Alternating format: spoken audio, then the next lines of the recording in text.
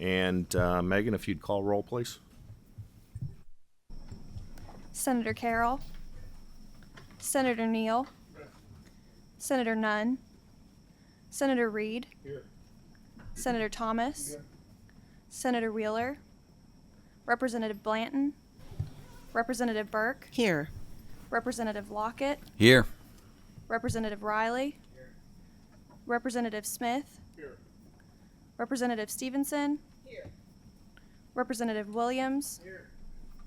Vice Chair Howell, Co-Chair Elkins, Co-Chair Sharp. Present. All right, first thing we need to do is move for the approval of the minutes for December 19th and June 12th. I'll make a motion. Is there a second? All right, the minutes are approved. All right, the next thing on our agenda is a summary of staff report on the Fire Commission minimum training standards and administrative spending. Sir, if you would go ahead, identify yourself, your agency, and your position, please.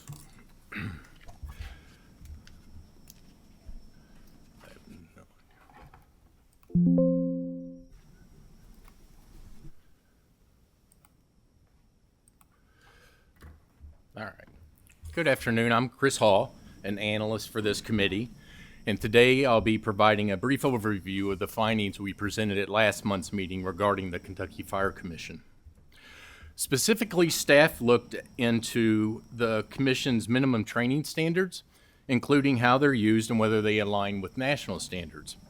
We also examined compliance with 2 statutory limits on the Commission's administrative spending. Let's begin by looking at training. The National Fire Protection Association, or NFPA, sets the national standards. It publishes a book that lists all the knowledge and skills that firefighters should possess to effectively and safely do their job. And if we zoom in, you'll see here an example of a standard, this one for the use of a self-contained breathing apparatus. In total, there are 28 NFPA standards for volunteer firefighters and 14 additional standards for paid firefighters. It's important to note that while NFPA does define the knowledge and skills that firefighters need, it does not prescribe a teaching methodology or an assessment techniques. Rather, the Fire Commission must group the NFPA standards into teachable modules and determine the number of instructional hours that would be required to teach the material. Seen here are the Kentucky's current minimum training standards, also found on Table 3.1 in the report. There are a total of 115 training hours for volunteers and 300 for paid firefighters. Prior to January 1 of 2023, the requirements were 150 and 400 respectively. The Commission reduced the number of training hours by removing elective classes and those not directly tied to NFPA standards in response to feedback they were getting from fire departments that their volunteers were struggling to meet the higher number of training hours due to other life responsibilities. Although statute does grant the Commission the authority to reduce training hours, it has not yet filed an administrative regulation, so recommendation 3.1 is that to comply with statute, the Commission should promulgate administrative regulations formally establishing the lower training hours for both volunteer and paid firefighters. As we turn our attention to how the Commission uses these standards, it's important to remember that the types and amounts of training that firefighters receive is a local decision. The Commission does not have the legal authority to mandate training of local departments.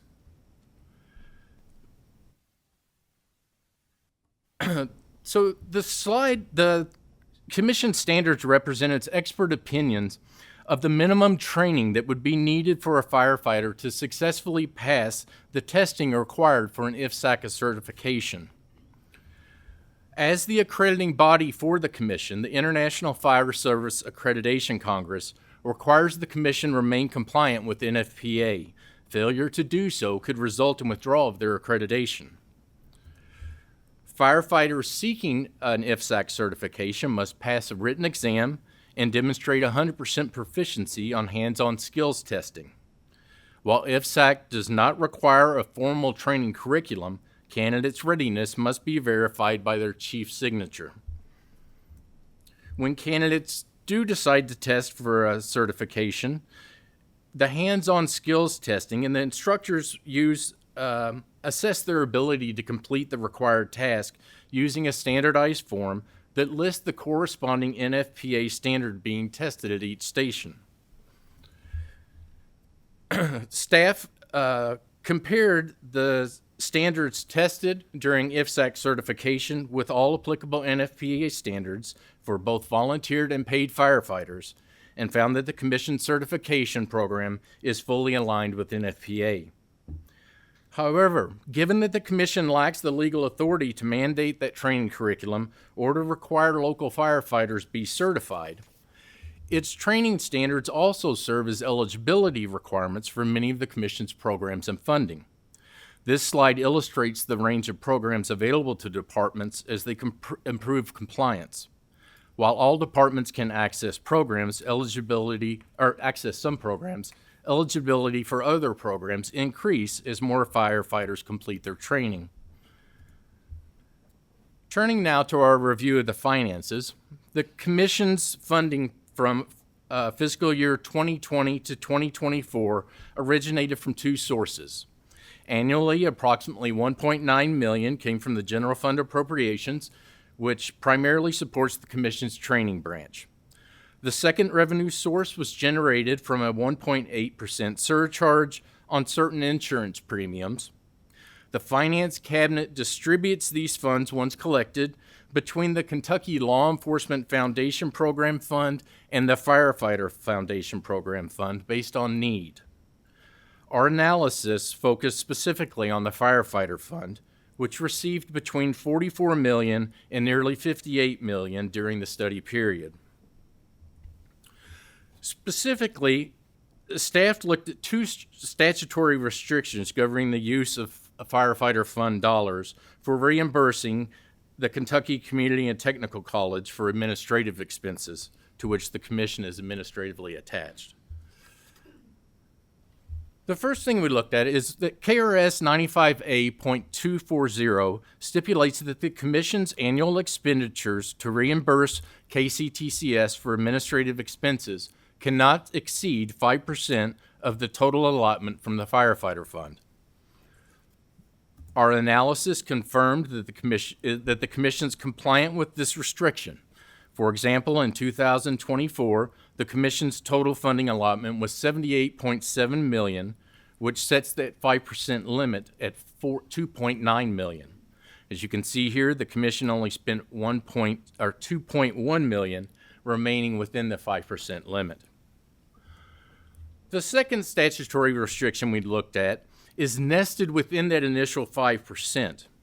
And it states that for any portion of the annual Firefighter Fund allotment that the Commission dedicates to programs listed in 95A.262, no more than 5% can be used for reimbursing KTCS for the expenses incurred while administering those particular programs.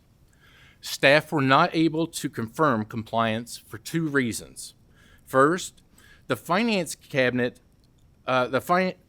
KCTCS's financial management system, processes the Commission's reimbursement for administrative expenses as a single payment and doesn't have the ability to break it down into specific programs. Second, KRS 95A.262 is vague about what is allowed as an administrative expense. The Commission considers its mission part of KCCS's larger mission to educate, and thus may be calculating its administrative limit in a different way than the General Assembly intended. These findings highlight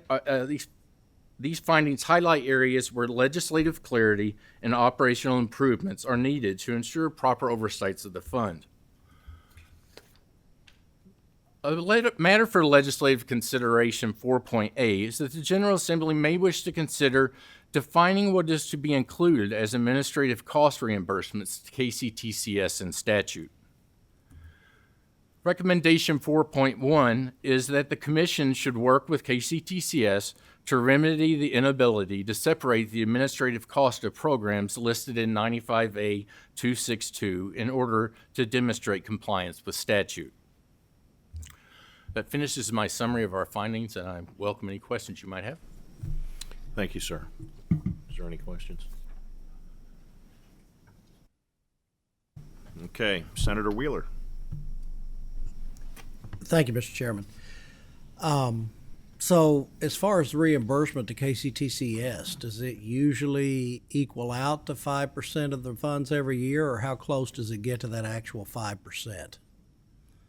It's below the initial allotment, and that the first restriction that I placed Yeah. is over the past 5 years has been below the 5%. Okay, how much below the 5%? Let's see if Holly, stop me when I get to the Okay. Yeah, it's on that one. that one, No, not that one. that guy. Go back to the one with the bar graph. Pop up here real quick, please. Oh, that's right. And that'll show There we each go. year how much they're. Okay, there we go. Yeah, so the gray is what they submitted for administrative reimbursement. And the blue is the threshold of the 5% that they have, that they can spend. Okay. It's that second statute that's the 5% of money they choose to spend on certain programs that we were unable to basically to audit. Okay. But it's nested within that original 5%. So theoretically, it would meet, but we can't demonstrate it. Thank you, Mr. Chairman. Thank you. And I don't see any other questions. Oh, I'm sorry, Representative Odell. Thank you, Mr. Chairman. I'll be real quick. Last meeting, we discussed the $50 million that was in a 1% account. Yes. Have you got any recommendations on how to do better? Maybe is that up to the Finance Cabinet? Is that up to you? Can you make a recommendation like you're doing here that you recommend the money be placed in a better account than 1%?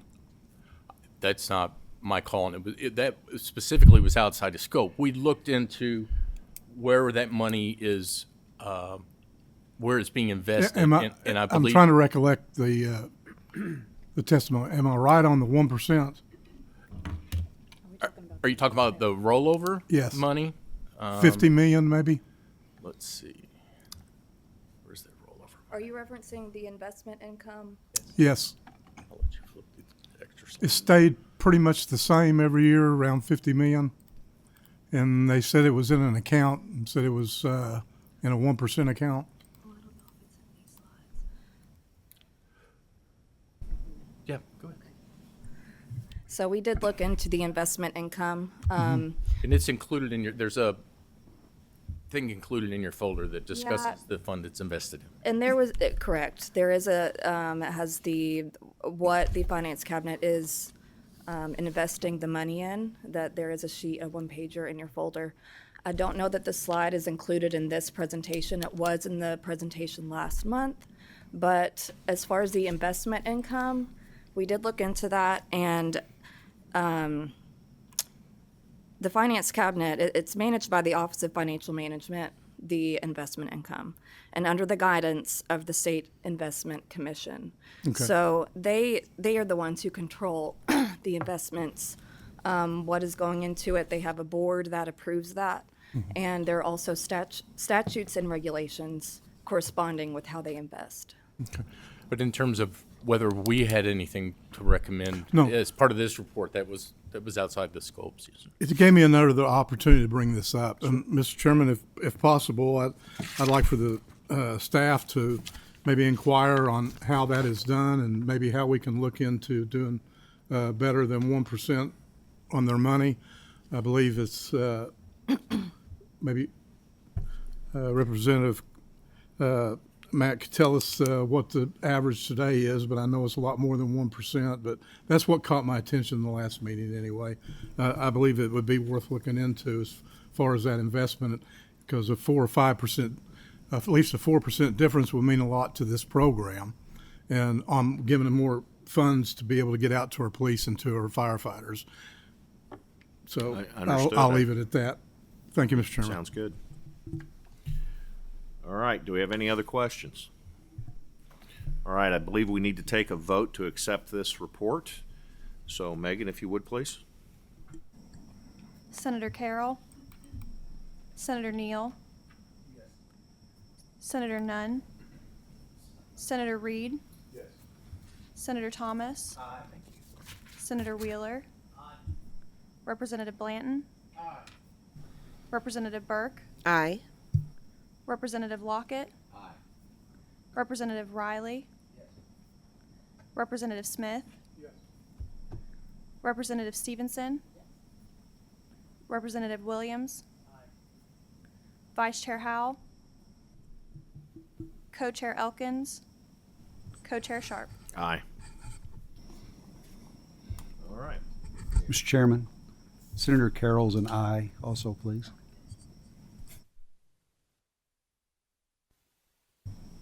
All right, thank you very much. And moving on to the next thing on our agenda, we have a staff update on child fatality and near fatality external review panel. Gentlemen, if you'd have a seat, and if you could state your name, your agency, and your position for the record. My name is Jacob Blevins. I'm an analyst for the Legislative Oversight and Investigations Committee. My name is Jonathan Rickett, and I'm an analyst for the Legislative Oversight and Investigations Committee. Okay, thank you, gentlemen. If you could get to the point, let's go through this and let's go. We're here to present a summary of our most recent evaluation of the Kentucky Child Fatality and Near Fatality External Review Panel.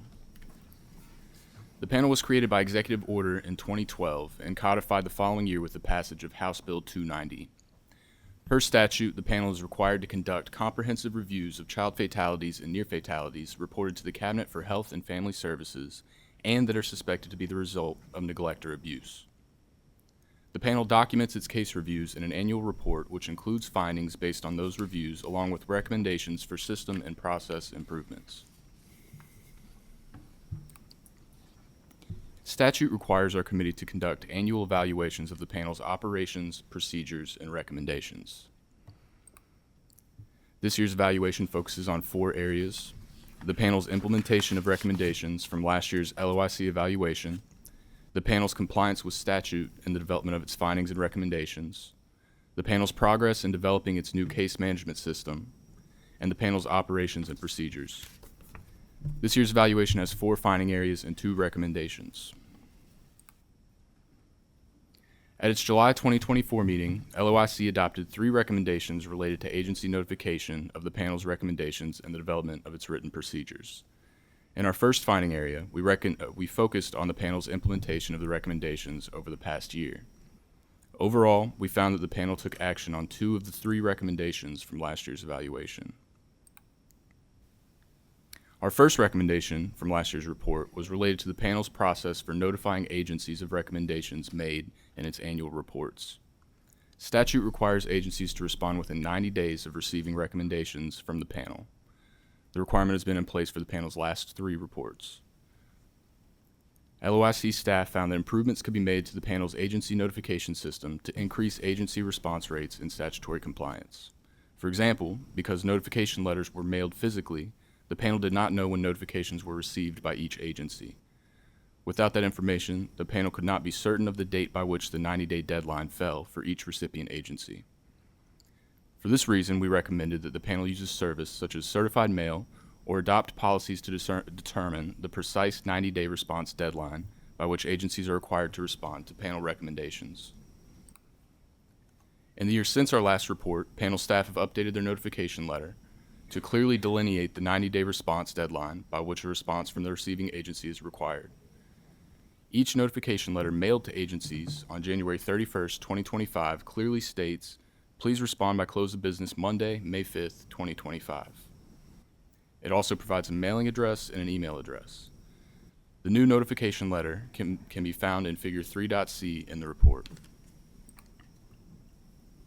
Our second recommendation from last year's evaluation was also related to agency notification of the panel's recommendations. Agency responses in the first 2 years of the requirement often did not include statutorily required elements, such as a clear statement of intent to implement the recommendation and a timeline for implementation, or a clear refusal to implement and an explanation. LOIC staff found that a standardized form could improve the quantity and quality of responses from agencies by reducing time to find recommendations and drafting responses. Including checkboxes for implementing or rejecting recommendations would prevent vague statements that do not clearly indicate action. For this reason, we recommended that the panel update its notification letter format to include spaces for agencies to provide all of the required elements in their responses. The panel has since implemented our recommendation. Panel staff updated their notification letter format to clearly indicate required elements of an agency response per statute. Checkboxes are now provided for agencies to indicate whether they agree or disagree with the recommendation. Spaces are provided for agencies to respond to one of two prompts. The first is labeled, "If you agree to implement the recommendation, please briefly explain the recommendation, how the recommendation will be implemented, and approximate time frame below." While the second is labeled, "If you do not agree to implement the recommendation, please provide a detailed explanation of why the recommendation cannot be implemented." I would again refer committee members to Figure 3.C to see the current form of the panel's notification letter. Our third recommendation from last year's report was related to the panel lacking formalized standard operating procedures. As a result, we recommended that the panel develop written procedures for review and approval by the panel chair and members. We recommended that the procedures specifically document the processes by which the panel obtains, stores, reviews, and analyzes cases, develops findings and recommendations, develops annual reports, and complies with the reporting requirements mandated by statute. According to staff, the development of written procedures is still in progress as of the publishing of this report. Panel staff stated that their intent is to write policies in tandem with the deployment of their new case management system, which is currently in development with the Commonwealth Office of Technology, and that doing so will allow for the written procedures to reflect operation of the new system. The development of the panel's new case management system will be discussed later in this presentation, and Jonathan will continue on defining Area 2. Our second finding area reviews the panel's statutory requirements, which cover topics such as panel membership and appointment, meeting requirements, and reporting requirements. The panel has met these statutory requirements. Statute requires that the panel include 5 ex officio non-voting members and 17 voting members. Of the 17 voting members, 4 are ex officio. The remaining are appointed by either the Attorney General, Chief Justice of the Kentucky Supreme Court, or the Secretary of State from a list of 3 nominations provided by entities specified in the statute. The panel member appointed by the Secretary of State serves as the chair of the panel. Table 2.1 on page 6 of the report shows the panel's current makeup. The panel convenes every month, which meets and exceeds statutory requirement. The final statutory requirement of the panel is notifying agencies of recommendations. As a result of Senate Bill 97 from 2022, statute requires the panel to forward each of its recommendations in writing to the responsible agency. The responsible agency is then required to respond within 90 days of receipt. This response must include a statement of intent to implement the panel's recommendation with an explanation of how they will do so and an approximate time frame. Alternatively, the response may include a statement of intent to not implement the recommendation along with a detailed explanation of why. The panel continues to meet its reporting requirements by determining and forwarding recommendations to responsible agencies from its most recent annual report. The panel's 2024 annual report included 11 recommendations, which were forwarded to recipient agencies by February 1st, 2023, the report's publication date. Response requirements have now existed for 3 of the panel's reports. For all 3 reports, responses have not consistently met statutory requirements. Only 48% of recommendations from the panel's 2022 report received appropriate agency responses by the deadline. In 2023, the rate went down to 36%.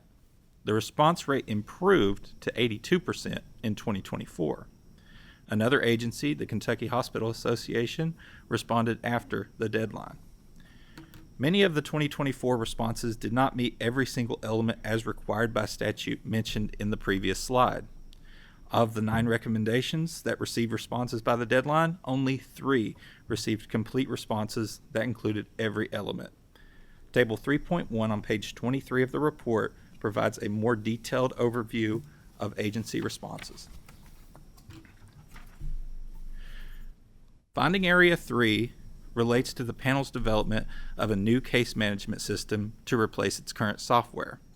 The panel is currently using 2 software platforms to perform case review, SharePoint and REDCap.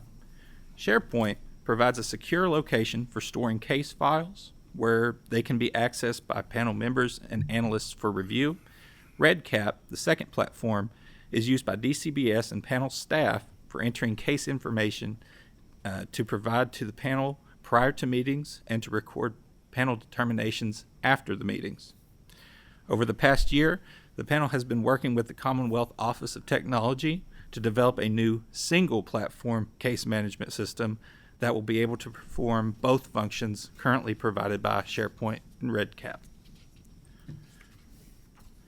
To fund the development of this new platform, the executive branch budget for 2024 through 2026 included $200,000 in one-time funding for the panel to procure a new case management system in fiscal year 2025.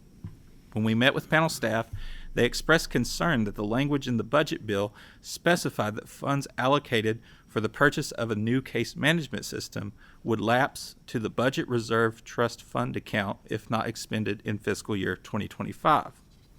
The bill language reads, "Notwithstanding statute, any portion of the general fund not expended for this purpose shall lapse to the Budget Reserve Trust Fund account." LOIC staff also interpreted this language to mean the panel would lose access to unspent funds on July 1st, 2025, due to the budget period ending.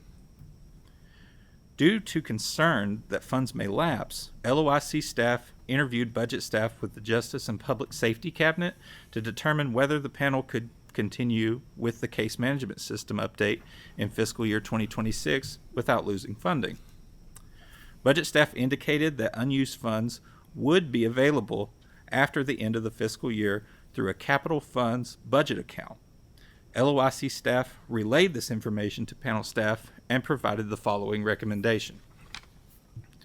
Recommendation 2.1 is that panel staff should consult with the budget staff of the Justice and Public Safety Cabinet regarding how to use funds appropriated for the new case management system beyond fiscal year 2025. If further clarity is needed regarding the use of appropriated funds, panel staff should contact the budget director of the Justice and Public Safety Cabinet. Although the panel has statutory obligations, it has wide discretion in developing its standard operating procedures. The panel set out to develop procedures for its operations soon after its inception and has since developed standard operating procedures related to its meetings, case referrals, storage and review, and annual reports and recommendations. However, these procedures have not been formalized into written standard operating procedures. The benefits of developing and maintaining written procedures include establishing and communicating internal control to staff, retaining institutional knowledge and mitigating the risks associated with having that knowledge limited to a few personnel, and communicating institutional knowledge as needed to external parties, such as external auditors, or to new staff or panel members. In our report on the panel last year, LOIC staff recommended that the panel staff develop formal written procedures. According to panel staff, the development of written procedures is still in progress. Panel staff stated that their intent is to write procedures in tandem with the development of the panel's new case management system, which is still ongoing. Panel staff also expressed concern that formally writing the procedures would dictate how panel members operated. LOIC staff clarified that the recommendation is intended to apply to the administrative side of panel functions and not to how panel members conduct their analysis. Given that the members are appointed for their expertise, LOIC staff agree that it is reasonable for the panel members to have flexibility in operations. Because procedures still have not been formalized, LOIC staff are reissuing a recommendation from its 2024 review. Recommendation 3.1 is that panel staff should develop written procedures for review and approval by the panel chair and members. The procedures should document processes like case reviews, the development of findings and recommendations, and the development of annual reports while complying with statutory reporting requirements. That concludes our presentation. We will now take questions. Representative Blanton, I believe you have a question. Thank you, Mr. Chairman. Couple questions, if I may. Yes, sir. Thank you, gentlemen, for your presentation. I want to go back to slide 9, agency response to the panel recommendations from 22 to 24. So obviously the responses improved, but it's still concerning. Is there any reason that was given why that they didn't respond to something that was directed in statute to do, but yet they didn't fulfill that? Did they just flippantly say, I'm not doing it, or they didn't get it completed, or what was the response on those? We can't speak to exactly why they might not have responded. That orange bar is specifically the ones that responded within by the deadline, the 90-day deadline, while the gray bar is the ones that, out of those 9, had a complete response. Our recommendation from last year about updating the notification letter was aimed at reducing barriers to making sure that both the deadline is known and the elements that are required are very clear. I think we've lowered those barriers as best we can, but I can't speak to why.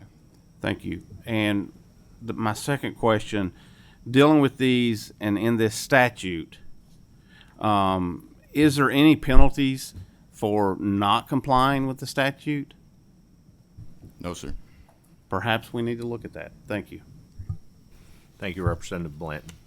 Do we have any other questions? Senator Carroll. Thank you, Mr. Chairman. And Senator Blanton, or Representative Blanton, I agree with that. In setting on this panel, just a couple observations that are maybe a little bit outside of the scope of what you all just covered. The number of cases that this panel is reviewing is becoming overwhelming. The meetings last, I think the last one was maybe 5 hours, 6 hours. The focus, and I understand that all the procedures and the way this panel is set up, the way it operates, all of that's important. But folks, there are some things coming out of these reviews. There are patterns that we are finding that are alarming. Ingestion deaths related to cannabis, to fentanyl, you name it. The number of cases that we're reviewing, it's overwhelming. And I really wish that and I plan to file at least one bill related to things that have come out of the panel's reviews. But that's the important part of this, to make sure that the work of this panel, and there are some experts, believe me, there are some experts. I learn every time I attend one of these meetings, or we have it on Zoom, which is another issue. But the information coming out of the reviews, the patterns that are being observed, the failures in systems, those are the things that we really need to be focusing on, and we really need to be developing legislation, because otherwise, with what Representative Blanton said, that's the other component of this. We've got to work on it from that side, and we've got to work on it from the legislative side in making sure that we're creating policy.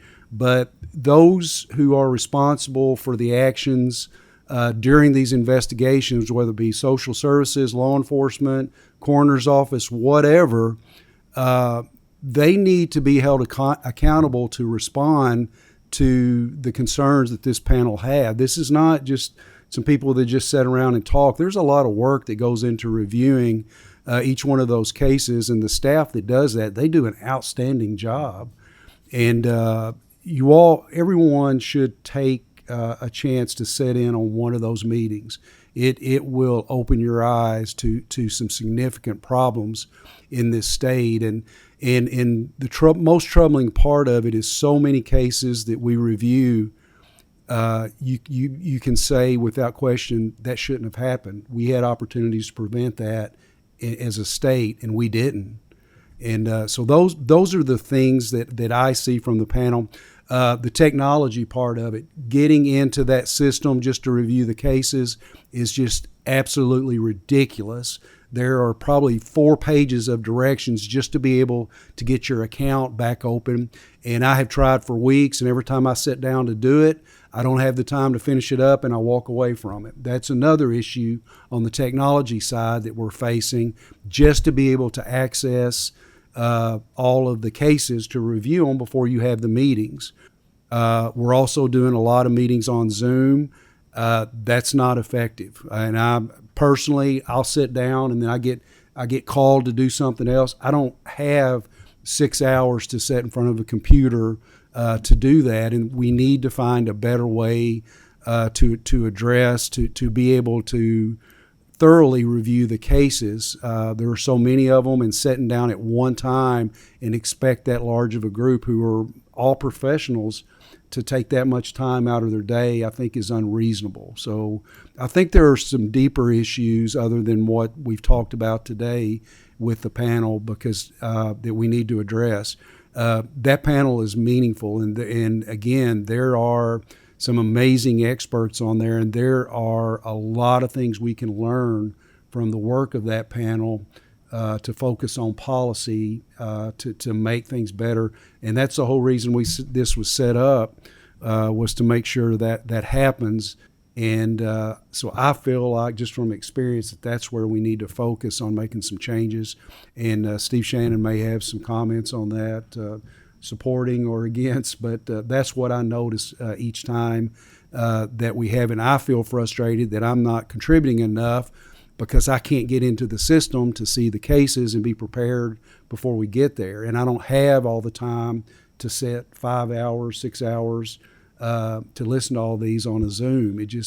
And I think the road we're headed down, we need to make a detour and get back on the right path. And I wish there were other members here too that would have some input on that.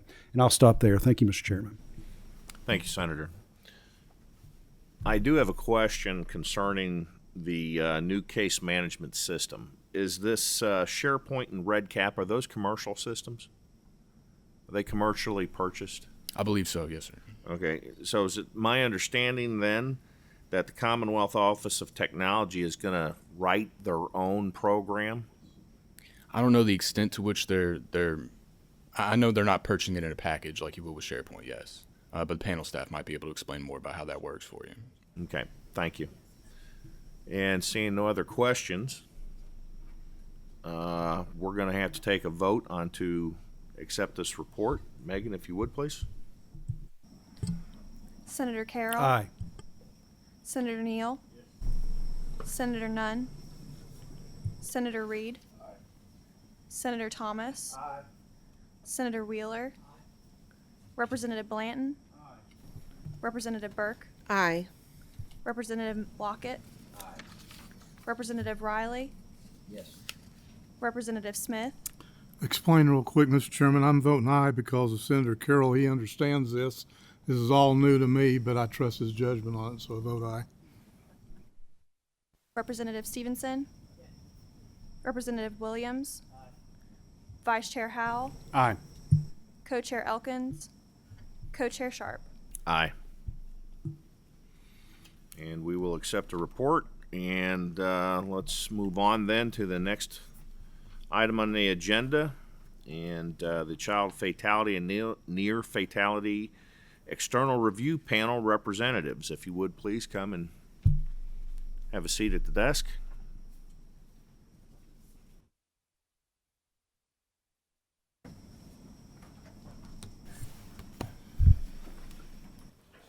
And if you would, identify yourself, your agency, and your position, please.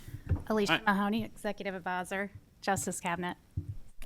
And I'm Steve Shannon. I'm the Executive Director of CARP, Social Mental Health Centers, but I've served on the panel, 7 years maybe, a long time. We don't have a formal presentation. I think the 2 recommendations, we're acting on those, we're moving forward. But I really want to reinforce what Senator Carroll said. I attend a lot of meetings. This is the worst one I attend. To the extent my wife knows when it's been Child Fatality Day. She can tell when I get home what's taking place. And I review them. Senator Carroll, we do the same type of thing. There's people that do this work every day. I didn't know pediatric forensics was a thing. And we have 2 or 3 pediatric forensic specialists, MD, docs, and this is what they do every day because it's such a pervasive problem all the time. Access to substance abuse, access to handguns, just not locked up, not secured at home. Kids get it. Access to kids take a drug and no one knows how that happened. Well, someone had to know how that drug got in the house. Pervasive, poverty, lack of housing. These all contribute, but these are bad things that happen to kids. Last year, the report, 219 cases. I think about 70 of those were fatalities. So about 1 in 3 was a fatality. The rest were near fatalities, and that's a designation made by a physician. So we don't call it a near fatality. We only get it if a physician's determined it's a near fatality. So this is what we do. And when I started, we met quarterly for 1 day. Is what we did. Now we meet every month. And 4 times a year, we meet all day. So we've gone from 4 meetings for about 6 hours a day to now about 4 meetings for 6 hours and 8 for 3. So we've increased the amount of work, cases. It was talked about this beforehand, and it looks like 250 cases will be reviewed this year. We are a retrospective analysis and ideally developing prospective policy changes based on that data. That's what we want to do. And we're here to answer any questions, how we can help, clarify, but I think Senator Carroll really summarized it well. I think the report's good. Appreciate the work by the staff. But I do believe it's time to move on to what policy changes should be taking place to protect kids. 3/4 of our cases are kids under 4 years old. 4 years old. Essentially a person who is pretty much cannot defend themselves. And they are victim to bad things. 75% of those. Scary numbers. Any questions? I'm concerned about this program. We're moving from 2 commercially purchased programs to one it sounds like it's being written. Do we have any idea when that's going to be up and running? We are hoping the end of this calendar year it will be operational, and then the policies will align with that. So we hope at the end of this year, by January of 26, we're using the new system to access records. Okay. I'm also wondering about the standard operating procedure. If there's no written procedure, what's the guidelines the agency's using for this? There is currently what we have called as an analyst bonder. It's not necessarily called policies and procedures, but there is an analyst bonder that outlines specific qualifiers and how the cases are uploaded into the current systems. But we're not going to update that until our new system is in play because we don't know if the functionality is going to change until the system's developed. And we have 2 analysts that review all the cases, provide the summaries, and they follow that binder. Right. Okay, Senator Neal, did you have a question? Just a couple, and just for context, how long has this been in existence? 2013, I think, is when it started, or 12? Mayor? Yes, sir. And how many of the recommendations that have been made have resulted in policy changes? I don't have the aggregate number. The change that was made in 22, the responses improved. But quite often, they went kind of to a black hole. And if I may, Yes, sir. and that's my point. I'm trying to, is someone doing an assessment of that in terms of the effectiveness? I see the challenges that have been outlined to a degree here. I'm just wondering is it us in part? Is it them in part? I'm getting a little bit of this. The way it's set up is We've structurally changed difficult. how we send the recommendations. We do that. We got one after the time frame, so we got one that we didn't have counted before. That was received. Responses are better because I think it's a more formalized system. We don't always get as many as we think we should. And we've decreased the number of our recommendations, not to leave off important things or decrease work, but we thought if there's fewer, more targeted, focused recommendations, we'd get a better response. Thank you, Mr. That's Chairman. number why it dropped. Thank you, Mr. Chairman. All righty. Any other questions? Representative Stevenson. Thank you. It seems to me like you said 3/4 of the children are under the age of 4. Mm-hmm. So this organization only deals with children that have died. Near fatality or fatality. Okay. So, but in aggregate, the 219, about 75% of those were children under the age of 4, either fatality or near fatality. Near fatality. And you mentioned that while we've got a process to deal with fatalities or near fatalities, that some policy would help stop killing the kids from being killed. What policies do you recommend? One thing that we focused upon is safe storage of medications. You know, we really, and there's many groups that pass those out. You can get a bag that locks so you can't get it. Train parents how to store, you know. A lot of people we hear regular, you know, well, we always keep the medications on top of the fridge, so we don't think it's a problem. So there's that piece. I think safe storage, kids get access to handguns, you know, that have not been secured at home, those type of things. And we talk about that, and there's many groups that talk about those things, but I don't know, I think a policy change to ensure that would really help as well. Do we have any other questions? Senator Carroll. Thank you, Mr. Chairman. And we, on the ingestion cases, and there are a substantial number of those, that's probably something I'm going to be looking at the next session. There is a lot of inconsistency. My two former law enforcement officers will understand this. A lot of inconsistency across the state on how these are investigated. In some jurisdictions, they really don't do. It's considered an accident, and that's as far as it goes. They do not test the parents or whoever the caregivers. There's really not much action. And I'm telling you, those numbers of those cases are growing significantly, and that's something that needs to be changed. There needs to be some accountability for these incidents that are occurring. It's just happening too often where it is a near fatality or a fatality. And I can't say enough good about Alicia and you know, the work that they do in this program. And there is so much valuable information. And I think part of the resistance from law enforcement, you know, maybe social services, a lot of these cases are still pending.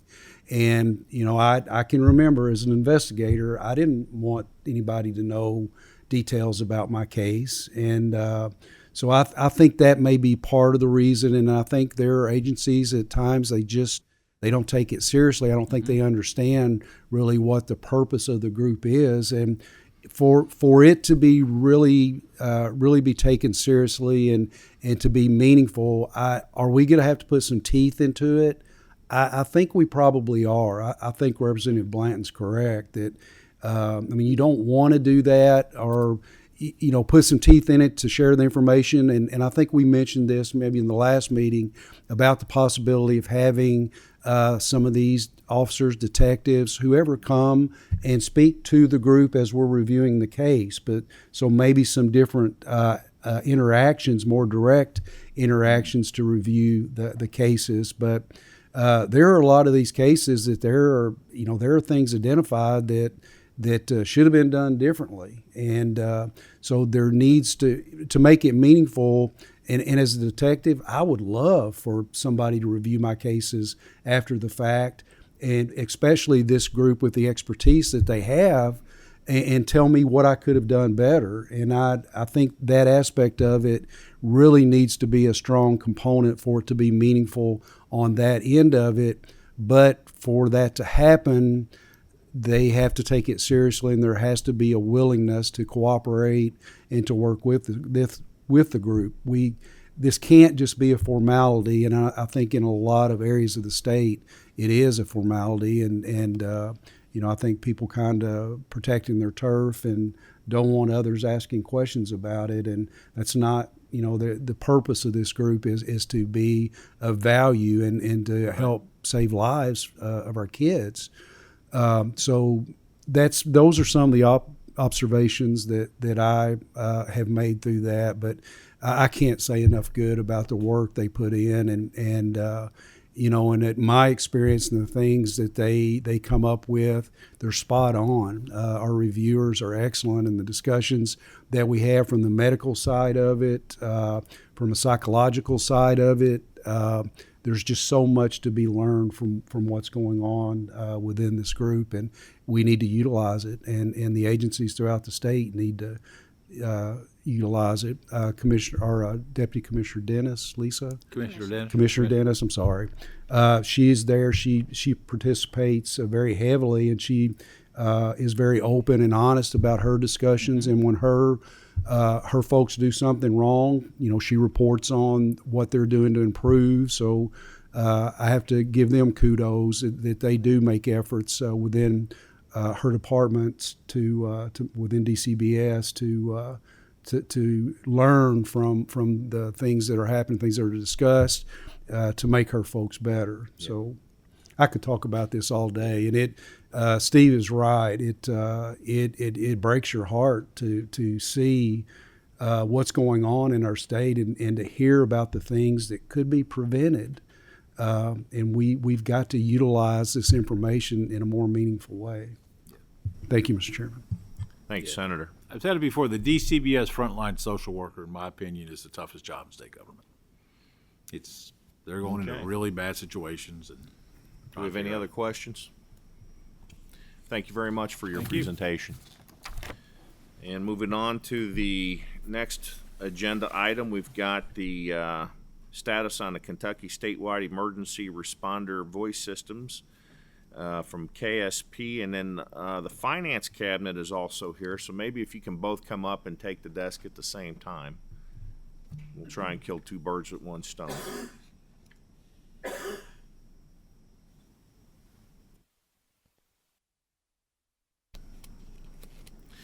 If you could please identify yourself and your agency for the record, please, and your position. Brandon Marshall with the Kentucky State Police Communications. Is your microphone on, Brandon? All right. I did not have a green light, sir. Brandon Marshall with the Kentucky State Police Communications Branch. I'm Natalie Bronner, Director of the Division of Real Properties, Finance and Administration Cabinet. Major Todd Kidd, Director of the Kentucky State Police Electronic Services Division. Okay, I appreciate it. Now, I want to swear you guys in on this. So do you so solemnly swear or affirm everything that you're about to testify to is true to the best of your knowledge and or belief? Yes, sir. Yes, sir. Ma'am? Yes. Okay, thank you. All right, if you could go ahead, please. I recognize that we are short of time today, so I'm going to try to fly through this update for you all. But if it appears as though we're going too fast and you all want to stop and slow us down and ask questions, please feel free to do so. But just know that the motivation is out of respect for your all's time. Well, if we can get to the bottom line up front, because I think there's going to be some questions on this. Yes, sir. So what are we building? What we're building is Kentucky Serves. And Kentucky Serves as a resilient, interoperable, secure, and robust statewide communications platform designed and being constructed for all disciplines of first responder, fire, emergency management, emergency medical services, and law enforcement of all public safety agencies, state, local, and federal, represented in the Commonwealth of Kentucky in the form of a P25 digital encrypted trunk radio system. This is the first time that we're had the opportunity to come and talk to this group in particular about this. There are some familiar faces here, people that we've talked to before, and they've been open advocates to what we're doing. We feel incredibly passionate about what we're building. So this platform, this system, is not only going to make all of first responders across the Commonwealth of Kentucky more functional and help in their operations, but additionally, it's going to increase their safety, and that's what's most important. So throughout Phase 1, our focus was in Western Kentucky, and Phase 1 is complete now, and that area of Western Kentucky is live and online. The Kentucky State Police is using that system in all of those counties, and there are locals who are demoing coverage in that system right now. So Graves County and the city of Mayfield are demoing the system and looking at that coverage. We don't have an official signed MOU in place, so they're not allowed to use it for operational purposes to date.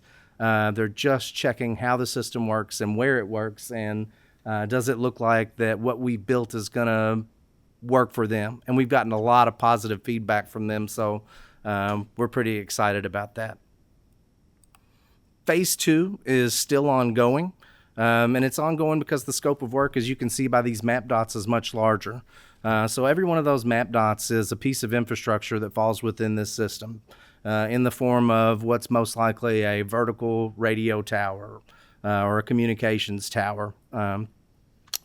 You can see that there are 47 existing green dots. Those are sites that the Commonwealth already owned. That we installed new equipment at that works into the new system, and then 17 sites that we are acquiring as new sites in order to fill coverage gaps that were created by changing in band and going to the 700 and 800 megahertz system. Specifically, an update on those 17 new sites that we're working on. 2 of those are in the construction phase. One of those is at Dale Hollow Lake State Park, and the other one is at Barren River State Park. Several others of those have been acquired and are moving into a construction phase. There's one in Hart County. There is one in the city of Litchfield in Grayson County. Both of those were privately owned that we sought out and went after. And then also a transportation site in Mason County, is it, Natalie? Yes, I believe. Mason County, we've got an agreement in place with them to utilize that site. So 5 of those sites are further along in the process, and 12 of those are still in that acquisition stage. But they are in an acquisition process with a private contractor who is out and attempting to secure this property for us as we speak, so we can move it into the construction phase. Phase 3. A portion of that is ongoing today. So these and a portion of it is completed. So you can see you're looking at in Phase 3 all the tower sites across the entire state on that slide, as well as some post buildings and other infrastructure assets. We had to do routers at every one of those sites, and those routers are almost all complete at this time. We're waiting to build those greenfield sites so they can be put in there. The microwave backhaul system. So how do you connect each one of these sites so that they can talk to one another? We do it via microwave. So there's where we have to build these things. Height is might in our business, in our world, in the radio business. You build radio towers on the top of towers as high as you can possibly get them so that you can cover as far as you possibly can through that coverage. And you see the cellular industry do the same thing. These mountaintops, generally speaking, don't have a lot of landline infrastructure or commercial infrastructure, fiber or telephone lines there in order to connect these towers. And even if they did, we don't have a great deal of faith that the commercial infrastructure is what we consider public safety grade. So with our microwave network that works directly wireless, line of sight from tower to tower to tower, we guarantee that our system is up 99.999% of the time. What we call it in the industry is, in the public safety communications industry, is 5 nines of reliability. That's not an average, that's not a joke, that's a literal 99.999% of the time the system is available. We also are in the process with phase 3 of building out radio infrastructure at some of those sites as well, just like we did in phase 1 and phase 2 in western Kentucky. And you can see that there's a portion there of 3 Kentucky State Police post areas that we'll be looking to complete in the next fiscal cycle. This is what that radio system coverage looks like built out today. And if we were to dive deep into those views, that looks really good, holding it out there like that. If you've ever been fishing or had a buddy that you've gone fishing with and he catches his fish and he likes to hold it out there for the picture because it looks better. These are the same types of images and slides that a cellular provider would probably use when they show you how great their coverage is. If you zoomed in on those maps, and I can share all types of maps with you all if you all would like through your staffers, but if you zoomed in, what you'd see around those yellow dots is you'd see white areas. You'd see areas that we don't have coverage, and that's not good enough for first responders and for public safety and what we do. And that's why we're building those greenfield sites to fill those gaps. So as you can see, we've done a great deal so far, but we're not complete and we're not finished, and we're not even where I think we want to be along in the process. But we sure have completed a lot so far, and you all have supported that a great deal. This is that last phase that we're going to be talking about, the moment that we're talking about capital budget for next go-round. And this will be that closeout phase that finishes this project across the Commonwealth and makes it available to all. And I really ran through that. I apologize for going so fast. But I want to give you all the opportunity to ask any questions that you all want to ask and make sure we've got time to cover them. All right. Thank you for your presentation. My first question I got is, I'm seeing yellow, green, and I saw it looks like magenta on some of the other slides. What all do these represent? Yes, sir. So this slide, so magenta are what you call cores. And cores are the server backbone, the brains of the radio system. So you see the magenta in phase 1 as well as in the beginning of phase 3. So here are 2 magenta icons that mark those cores that we started in phase 1. Why 2? Because one's not enough. We've got to have redundancy. What if one goes down? What if one is in a situation that has a power outage or a hardware failure? You've got to have 2. That's the way we build things. Why aren't they in the same location? Well, I think that you see in the cellular world and in the commercial infrastructure, you see that happen. So if you all remember the Nashville bombing Christmas a couple of years ago, and the telephone infrastructure across the Commonwealth of Kentucky was devastated by that. 911 was greatly impacted. We were greatly impacted.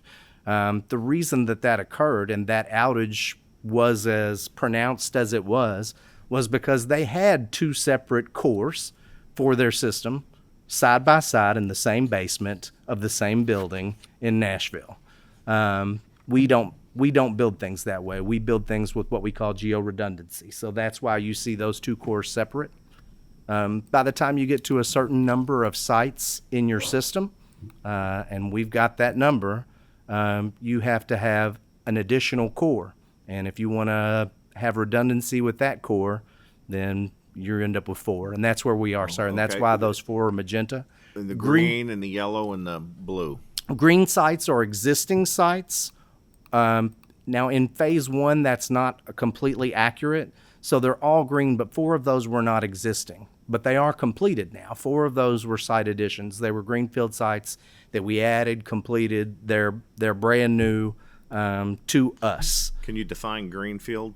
Greenfield is a tower site that did not exist before. So if you're adding... So it's a new tower. Got it. A new tower, yes, sir. A greenfield site. I apologize for the terminology.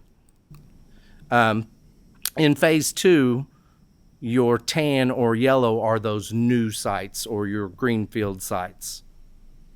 And that is the theme throughout the presentation. So when we get here to the microwave, what I'm showing you here is how much of the microwave has been completed and how much of it is left to be done. That's that's in blue. All right. We're working our way west. Over the last 12 to 18 months, I've asked you several times if we've got a timetable. Have Yes, you come sir. up with a timetable yet? I am very hopeful. With every one of these sites and all this construction, you talk about building these physical assets of 200 and some odd feet steel towers, and there's a lot of them that we're trying to build. There's a great deal, a huge scope of work that goes along with those things, and obviously a great deal of things can happen along the way that would impact that timeline. And I've been very evasive with you because I didn't want to give you a wrong timeline. I would rather not tell you a time than tell you a time and not hit that mark. I am prepared to tell you that I am incredibly hopeful that all the way over to the I-75 corridor, this portion of Phase 2 would also be completed like Phase 1, hopefully in the year 2027. And what does that mean for Phase 3? Phase 3, I believe we're going to be able to go along right with that timetable and probably look at 2028, 2029. The finance facilities has been so gracious with us in evaluating new ways to acquire property and new ways to deal with the construction challenges. So the process that we're using to acquire tower property right now is not the process that we used before. And we're still evaluating different methods of how we're going to continue to do that. What works better in this area or in this scenario? Generally speaking, if you were to go to Director Bronner's office, which is Real Properties, and say, we're looking for 3,000 foot of office space for the Cabinet for Family and Health Services. That's a task that they're incredibly familiar with and very good at. And you can look and say, who's got office space? Let's put that out to bid and get a return back on who's got a vacant building that they're willing to lease to the Commonwealth and allow us to put offices in. This is really, I have hit them with a great deal of work that is very different from anything that they have ever done. And they have gone above and beyond working outside the box or thinking outside the box to be creative to try to achieve our goals with us and help us along the way. Thank you, Mr. Marshall. Representative Blanton, you have a question? Yes, I have a few, if I may, sir. Yes, sir. Go ahead. Thank you, Mr. Chairman. Brandon, thank you for your presentation. Before I get into comments, how many towers is this entire project requiring? New towers? New towers,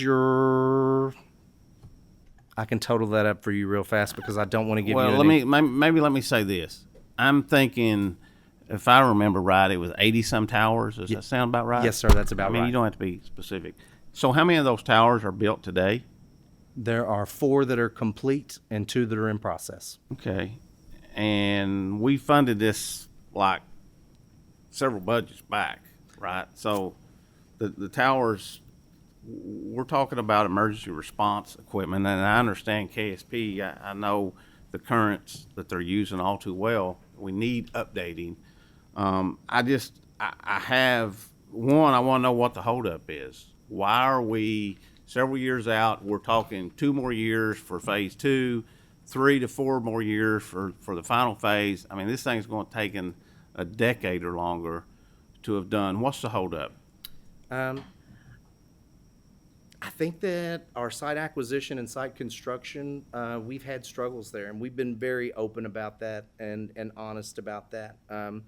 There's no denying that what I'm attempting to do is a monumental scope of work, like nothing that we've ever done before. And I push that burden onto other pieces of the Commonwealth, of other entities within state government. So I think that we've struggled with trying to get a handle on how to do that the best way. But I honestly believe that we're right on the verge of turning this thing into a new level and completing things much faster. Would you say red tape has been a problem that you've dealt with? I wouldn't say that red tape has been a problem. There are processes within the property acquisition and site construction side of the house that to me seemed like they took lengthy times.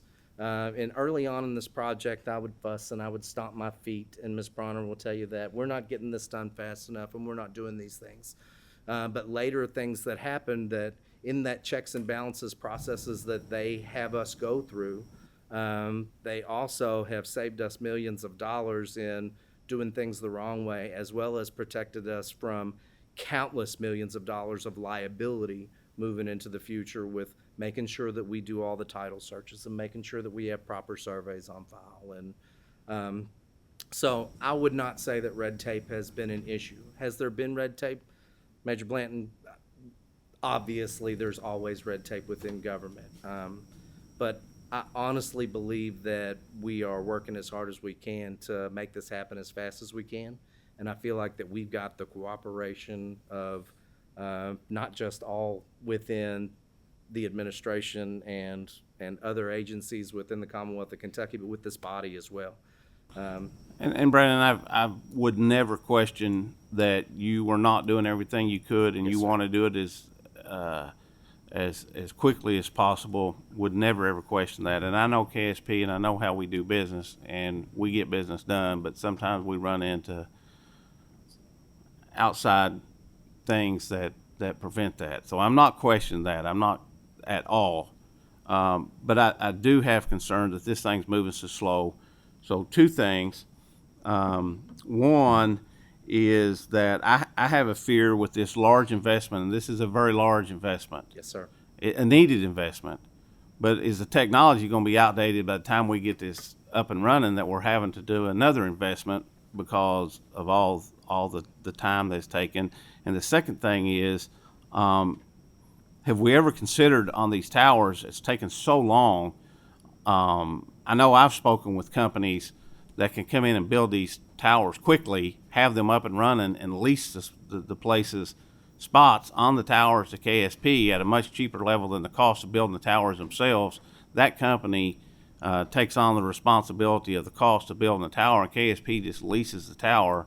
I think that would help us get up and running much quicker, and I do believe there's an urgency to get this system up and running as quick as possible. And I believe you're doing everything you can. I really do. And I want to see this up and running. So it's something to think about, is maybe that's a path forward for us to help get the tower parts up and running. But, you know, I get, and 27 seems like, and it probably will, as old as I'm getting, go by way too quick, but it's still, you know, by the time this is done, we're going to be a decade out, and technology again is going to be, so we really got to expedite this, and I want to be of help to you guys to help you get that done as quick as possible, and help overcome any hurdles that you're facing. I'd like to elaborate on something that you said, if you don't mind. Please do. So you mentioned, you know, we're reaching that 10-year point. It's looking like it's going to take us a decade to build this. And I don't disagree with you at all, sir. It's a huge project and a huge scope of work, and what we're building is just tremendous. That being said, anytime that we build a technical system, and I just want to say this out loud to be fully transparent with the legislative body, because I worry that 5 years from now or 10 years from now, I'm going to be coming back in here and I'm going to be saying, this thing is great. Everybody loves it. Talk to your constituents. Your sheriffs in your area love it. Your emergency responders, your firemen, they all love this system. However, it's a technical system. You can't just build it and walk away and let it go. It requires constant maintenance and constant upgrade and constant updates on both hardware and software. So I will be coming back, and I just want to be really transparent about that. That's probably not a popular thing that people like to stand here and say, but I'd rather be upfront about it now. I will be back to ask for additional funding for this system to keep it up and going and to keep it available for the Commonwealth of Kentucky. And what I don't want to do is I don't want to be back in here 15 years from now or 20 years from now, which sounds funny for me, but I don't want to be back in here 15 or 20 years from now and standing in front of you all and saying, we didn't upgrade it, we didn't keep it up. That system that we spent $216 million building, because we didn't upgrade software and hardware, is now completely obsolete, and there's no other choice but to fully replace it as opposed to upgrade it as we go. And come in here with a capital project request of $1 billion or something obscene. So I just want to be really clear that we will be back asking for sustainment funding. And hopefully by the time that we do, you're going to be hearing that feedback from your communities, and maybe even it'll be your idea, right? To say, this is great and our people love this and we want to keep this going forever, and never have to take on a build out like this again and that capital project expense like this again. Thank you, Mr. Chairman, and thank you for your latitude. Yes, sir. Representative Lockett. Thank you, Mr. Chairman. I just want to first say I want to give kudos to you for being able to see the color magenta on that map.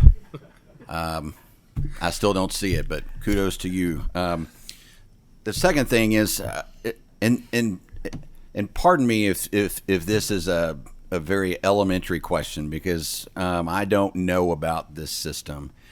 Is there a reason why we can't use existing towers, cell phone towers, towers on top of mountains already that kind of going off of what he was saying, that we just pay a lease to be on that tower that's already built? So a lot of it has to do with where's our target area. So what is the gap in coverage? Where is that physically? And what geographic region or location do I need a tower to be? So there may be existing towers within a county, but they may not be where I need them to be. So you can absolutely use existing towers. And in certain instances, we have. So one of the towers that we added in Western Kentucky happened to be a tower that the National Guard owned there at Wendell H. Ford Training Center. So it was an existing tower that we were able to put our equipment on and deal directly with them. The other thing that we're doing is we're looking at state-owned property, right? We're trying to make sure that if there's an opportunity to build on state-owned property, that we can do that. So we're not passing another lease cost down the road, burden to the program later on. But to fully address your question and to even further address what you talked about, the idea of leasing tower space from private entities for this system, I will be 100% transparent, and I'll stand behind my decision all day long. That's my last choice. And I'm not saying we're not to the last choice in certain places, because we are. But that's my last choice, and that's my last option. And the reason why is it's about control. It's about ensuring that I'm in 100% control of that 99.999% availability. If you've ever listened to a radio station or a TV station or had a telephone, you recognize that when you deal with commercial infrastructure, they have outages, they have gaps. They don't provide public safety grade coverage. So to be on one of those assets that we don't own, that we don't control, that we can't assure is available 99.999% of the time, to me, it's not good enough for the first responders of the Commonwealth of Kentucky. And I will attempt to avoid that at all costs. Did that fully? Yes, sir, go ahead. Okay. Kind of, yes. So do you have an idea in terms of cost between, say you put the state equipment, our equipment, on an existing steel frame tower? Yes, sir. That is owned by, we'll just say AT&T. So that tower is owned by someone else, but the equipment on the tower is ours. So Yes, the sir. equipment still has the 99.999%. What is the difference of cost between, say, leasing a tower, putting our equipment on the tower, and us actually buying the land and building the tower? Does that question make sense? So when we are building tower sites right now, there are some budgetary estimates that we're using to build a physical asset. And right now we're using approximately a $2.1 million estimate to build a vertical asset like we're building. But when I build a tower, I build it to a different grade and a different level. So if a tornado comes through like it did in Western Kentucky, and multiple private infrastructure towers were buckled and folded and fell and they lost service, none of our towers did. We weren't down at all during the tornadoes in Western Kentucky, nor the flooding in Eastern Kentucky. It's about that level of resiliency that you even as so much into the steel structure itself. It's built differently to a different grade and a different standard. But I didn't directly address your question yet. $2.1 million is approximately what we spend to build one of those physical assets. The private sector, the going rate for renting space on someone else's tower, as well as electricity that they would have in their shelter to power your equipment, a footprint to put your rack of equipment inside their building or their shelter, is approximately $2,500 per month. So you would get to that total cost of ownership mark within 10 years or so that says building it yourselves is better for the Commonwealth all in all, especially when you have that level of control to ensure that your asset is built the way it needs to be built and is durable and reliable for public safety. But Representative Lockett, that does not mean that we will not have some of our equipment on some private assets. We've got some of our equipment on other people's assets now. So Kentucky Educational Television, we've got stuff on their towers as well. They've got stuff on our towers as well. So we try not to have redundant and unnecessary expense when building things out. But we also try to stay away from the private sector when we're building our infrastructure and try to keep separate from them. Thank you. That answer that? Yes, sir. Well, okay. Yes, thank you. Senator Reed. Hey, Mr. Marshall. I'm just curious, has eminent domain been an issue past, present, and future with this program? So we have not taken any property eminent domain that I know of as of yet. And I would not want to do that. That's not something, we're not looking at taking any property via eminent domain today that I know of. We're looking at partnering with landowners and paying them fair market value. That's what we're looking at doing. Okay, thank you. Representative Smith. I'm going to cut it short, Mr. Chairman. I'll be really quick because if you two, Ms. Bronner and Mr. Kidd, do you guys work together on a regular basis? Or maybe I've got Mr. Marshall. Yes. You're doing the talking. Do you guys work on a regular basis, a daily basis on this project? Or maybe not daily, but consistently? We have consistently. Okay, because this is involved in the last 30 days. 2 of my meetings, one have been with 911 in Eastern Kentucky, which you know that's an issue with our police force on their communications. So they're looking at a new model, a lot of dead spots, as you pointed out. The second is, if I'm not mistaken, my constituent is a contractor who's putting the buildings in, who's had some issues with not the work, but with the contract itself and what it requires on the days you give them. And I'd like to meet over that because you're down to a single bid and contractor who wants to do it, but it's in the terrain that they're putting these in has been difficult with the contract that they've been given, and they're trying. And I want to go over that conversation with you on the requirements in the contract and what they've been the ability to to give you your product in the timely manner. But that's an issue that I had. But I'd appreciate being able to meet with both of you over it to kind of go over it, because it's just I've been working on this trying to figure out who to talk to, and it just so happens to be in committee today. Mm-hmm. So, but thank you for what you're doing. I've been aware of the program the last 4 years due to my contractor, and I appreciate what you're doing. I smile a lot, Representative Smith, but I'm not always easy to work with, and I am difficult to please. I have incredibly high standards. Do you want me to bring up a couple of instances in front of the committee? I'd rather not. I'd rather not as well either. Okay. I don't want you to embarrass me. I'd rather have a private conversation. Absolutely. Because I want it worked through instead of I don't want you to think that I fronted you on it. I do want to address something else that you can if quickly. So one of the things you talked about was 911 service within your area.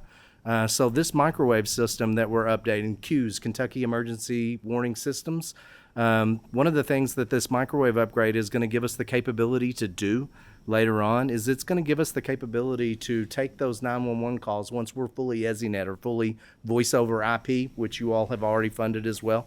One of the things that's going to give us the flexibility to do is if those calls are somehow interrupted, like they were in Post 5, Camelsburg area yesterday, if those calls are interrupted due to that commercial infrastructure failing, as I've told you before that it will, and it will again, those calls will be able to be rerouted across our microwave network, our independent-owned, self-owned, self-controlled network, and will reside and be answered at the public safety answering point or PSAP that they were intended to go to begin with by being able to reroute across that microwave. And that's because of the investment you made in this project. So it'll help there as well. I've got big plans for that. Representative Burke. Thank you. I want to say I'm glad that this body took the impetus to make this historic an investment, and I'm grateful that you're trying to be a good steward of that money. I thought it was fortuitous that you mentioned the relationship with KET, because my question is this, relating to the question from Representative Blanton.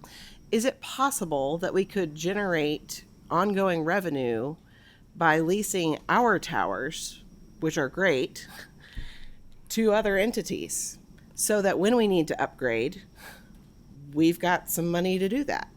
So we're actually doing that as we can now. So our old existing leases on our existing property that our towers are built on, the towers that we built in the 70s, inside those leases there was verbiage that stated we could not sublet that property for profit or for revenue back into our program. Those leases are all expiring as of next year for the most part, and we're in the process of redoing those leases. In the 70s, the majority of those landowners gave us 50-year $0 or $1 leases because they wanted to see public safety do well and be treated well in their communities. We don't think that it would be right and or fair to generate revenue back into our program and not generate some of that revenue back to that landowner. So as we renew these leases, we're going to be paying those landowners. They've been good partners to the Commonwealth. The majority of them want to be paid. And we feel like that they deserve that, and we're going to be offering them fair market value to lease that property. But yes, ma'am, we are going to be in that lease, leaving language in place where that we could sublet and allow somebody else to make use of our physical asset and generate some revenue. Is it going to be enough where I'm not going to be back here in 10 years asking you for money? No, ma'am. I'm going to be back, but hopefully it will help. Right? Thank you. Thank you. Senator Howell. Thank you, Mr. Chair. Thank you for your time today. Ms. Browner, always great to see you as well. I always like to kind of compare ourselves. I'm assuming that you know what happens when you assume, right? I'll try not to, but I'm assuming that we're not the only state that's building out some of infrastructure like this. Are other states having some of the time constraints and other problems that we're experiencing? Or are you aware of any of that? So I work with my other states quite a bit on several different levels, and I have heard of other states having these same challenges, and I've shared and swapped with different ideas from different states, and different states seem to be tackling it differently. Ohio, for instance, went a route that made Representative Blanton, Representative Blanton was speaking of earlier. They went to lease a bunch of privately owned tower space. Tennessee is looking at and in the process of doing a sort of one-stop shop where they have one company come in, acquire the property, build the tower, put the equipment on it, and hand it to them turnkey. So there's a lot of other states out there that are tackling this a lot of different ways. And we're trying to take all that advice in and trying to figure out what works best for us here in Kentucky too. So it sounds like Tennessee's going a private vendor route. Are you aware of any others that are going private vendor routes in your conversations with other states? Not currently, but previously I do know of other states that have already done this. So It's a great thing that we're building. I'd love to tell you that I created this idea and thought of this all on my own. I didn't. We're late to the party. So there are 30 some odd other states across the lower 48 that have statewide trunk radio systems for their public safety that share that asset. So in those 38, I'm sure there are a great deal of them that did it that way, that did that turnkey private vendor approach. When we were crafting ours, is that something we did? Is talk to other states and Yes, sir. what went right, what went wrong type of Yes, sir. assessment? All right, thank you, Mr. Chair. Thank you. And Representative Williams. Senator Howe must have been on my train of thought. I just, yeah, it is scary.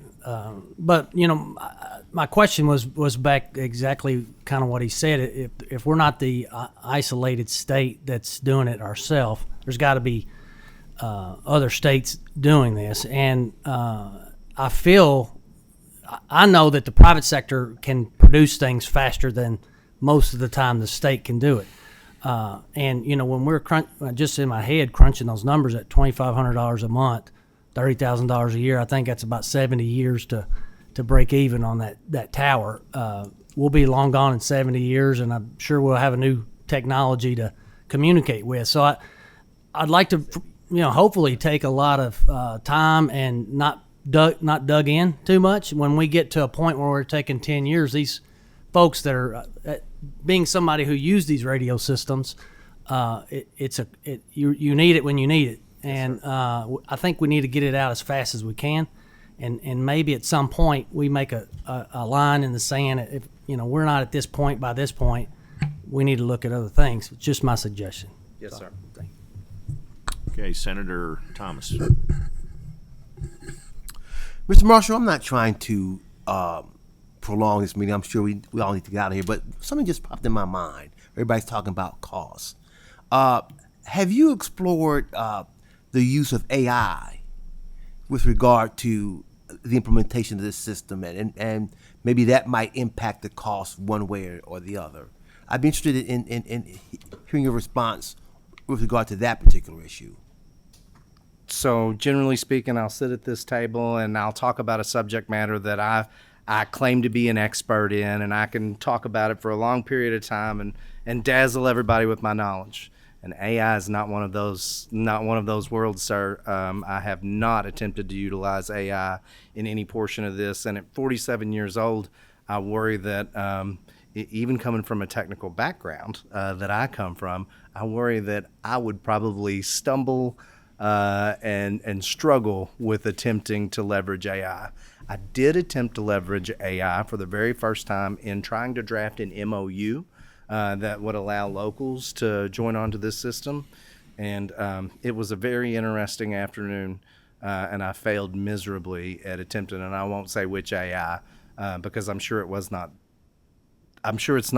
the software's fault. I'm very certain it was my fault, sir. So no, I have not, but it's not because I don't recognize the tool and the power. It's only that I don't trust my level of knowledge and expertise in that area. Thank you. All righty. Any other questions? All right, Mr. Marshall, how many towers have been built? 4 completely built, sir. And how many need to be built? An additional 57, 25, close to 70, 78 or so. And phase 1 and phase 2 are complete? Phase 1 is absolutely complete. Phase 2 is not complete. We are building 2 of the 17 greenfield sites that we need. We've acquired 5 pieces of property, and we're still waiting to acquire 12 more pieces of property and build sites at those 12 locations. So out of the 70 that need to be built, how many are under construction right now? Under construction, 2. 2. Okay, so in the next... With another 3 getting ready to move into that construction phase. Okay. So the majority of these towers then are out in eastern Kentucky? So if you can look at that map, those are what's left west of I-75. It's a handful, but they're important. I wouldn't be able to use this in a statewide system, What I would be able to do is I would be able to utilize this in an isolated area, meaning the Kentucky State Police couldn't make use of this single tower here in this county, whereas the locals in that county would be able to once I finalize that MOU. So when you look forward as to this map, as to what this coverage is, while I'm still working on these yellow dots that you're looking at, we can make use of those green dots at a local level. You can start to see a return on your investment with those local agencies. And I think that's something this body desperately wants to see. Okay. And Have I'm you been, incredibly talking with the other stakeholders, the other first responders, the fire, law enforcement, EMS, on all this. You've been working well with them. If you have any problems with them?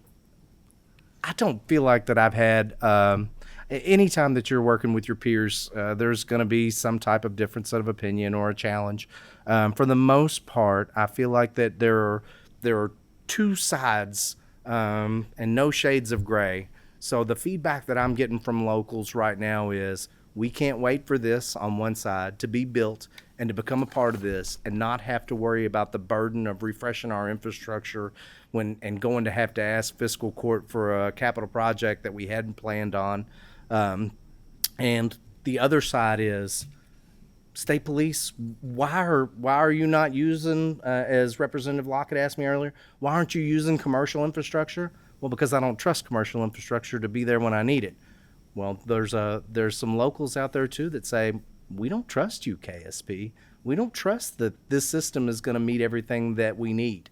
But I'm hoping that once that I'm got these locals on board and we prove the level of service that this system is going to provide and meet the needs of those locals, I'm hoping we'll slowly win those people over. And as it comes time to refresh their hardware, they'll evaluate that option of, do I invest a redundant $1 million here in my local county of buying my own infrastructure, or do I join this thing?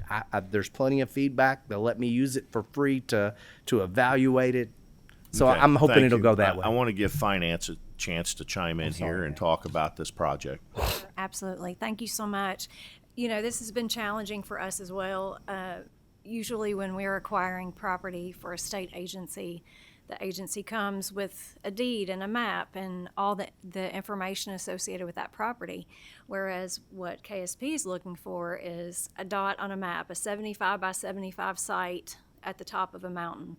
And so figuring out the property information, the access to get to those properties is difficult. So we have put our heads together and, we came up with an RFP and have since, we have qualified vendors on that RFP, and we're asking them to go out and not only gather the information about the site that they've identified as their primary sites, but also the access to get there, and also to find properties within a half-mile radius that are equal or higher elevation, so that they're bringing that property back to us for KSP to review. And if there's anything that's problematic, having a conversation with that property owner. Are they willing to entertain an offer from the Commonwealth?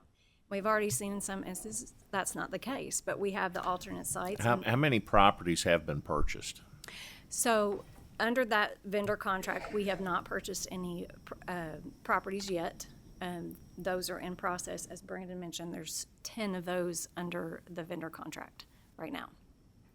But we have acquired 9 properties to date. Oh, I'm sorry. Yes. As far as outside of that contract, yes, we have. Okay. And are you guys looking at local towers at local governments? Yes, sir. When we talk about, there's a site in Hart County, I mentioned it earlier.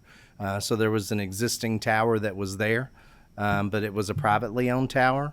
Hart County purchased that tower for us and then allowed us to purchase it back from them because they were concerned that it was going to sell before we could move on it and do that. So we've had some really great partnerships, and I've said it before, but I want to reiterate it every time I'm here. Transportation Cabinet, Fish and Wildlife, Finance Cabinet.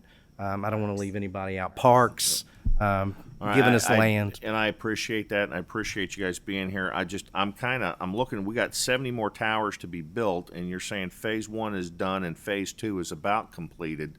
So I'm trying to figure out how the completion on that is done, the percentage of completion in those areas, phase 1 and phase 2.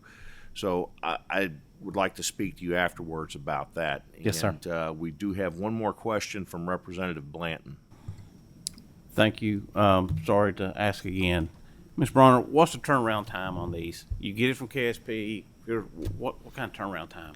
So we have this set up step-by-step process because, you know, we go out and we request that background information, and it's bid and it's based on time frame. So they bring us a price, they bring us a time frame, and we work with KSP to make the selection that they wish to make. And then once that comes back in, we'll go to the next steps, which would be title and appraisal work. Again, that's a time frame that they're setting that we're agreeing to. And then we'll go into contract phase and closing after that. So we have it broken out in steps for the vendors to follow. I understand. And how long is that turnaround on a piece of property? We don't have an exact time frame. Again, unfortunately, What's it averaging? Well, under that contract, we have not closed a property yet. So the properties that we've purchased have been outside of that. So on these 70-plus towers, do we still have 70-plus pieces of property to acquire?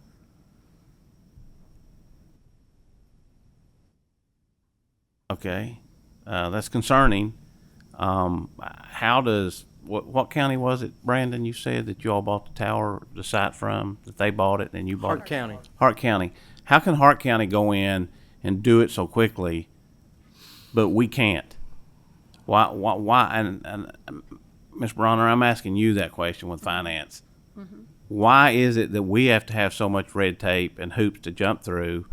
I mean, if we still have 70 pieces of property to acquire, I'm sorry, Brandon, I think you're doing wishful thinking if you think we can do this and be finished the entire thing in the next 10 years from now, not from the start date. I mean, 70 pieces of property at the rate that it's going, it doesn't seem feasible to me to be able to do.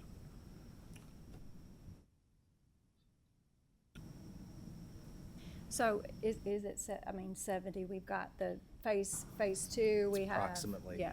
See, this is the red tape I was talking about. So something that we have to be mindful of, and I don't know all the ins and outs of Hart County. We did have discussions with Hart County on the front end. I think there was some question about the tower. They had to do some more research before they were ready to do that. Is that not accurate? Yes. So there were things that had to occur that we weren't ready to purchase that tower at the time. So I can't answer all of that question, but ultimately, I know there were additional details with that. And I will also say that we have to make sure that we're getting clear title. That's an issue that we see a lot of. We have to be mindful of that. So we are going to have to run those titles, or someone will have to run those titles, which is why we've tried to implement this new contract, just to try to speed all those things up. And we're starting to see movement on that. So it's new. This is an entirely new process for us that, and we're certainly committed to making this work and to do our best to move it as quickly and as efficiently as possible.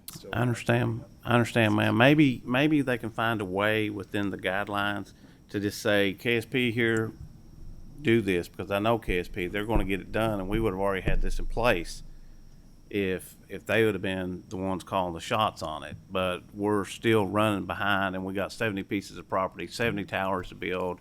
It's just not acceptable. I mean, it's really not. Something has to change. Thank you, Mr. Chairman. Yes, sir. And to piggyback off Representative Blanton a little bit, ma'am, gentlemen, this is a very serious issue. At least in my book it is, because we're talking about officer safety, first responder safety, and we've had many incidents within the state in the last couple of years in which this comes into play, that people could not talk when they needed to talk. And, whatever we can do to speed this up, if it's something that we need to address in the General Assembly, we need to know about it so we can address it. But as far as I'm concerned, this is a very top priority for this committee, and we're going to be keeping an eye on this and going. Probably have you back here a couple times a year to figure out what's going on, where we're at, and what we need to do to get this sped up. And I do not see. I have one other question from Senator Carroll. Thank you, Mr. Chairman. And this is an off-the-wall question. I've not thought through this at all. So at the risk of embarrassing myself, has there been any consideration with partnering with the counties where these towers are and asking them to take care of the different aspects of purchasing for the towers in their county so they can do a lot of the legwork and then work through the finance cabinet to make all of this happen? So we have had conversations like that with several counties, as well as evaluated county properties. So Ballard County, for instance, gave us property at the Ballard County Jail there in the city of Wickliffe, $0 50-year lease to build a tower there quickly and efficiently.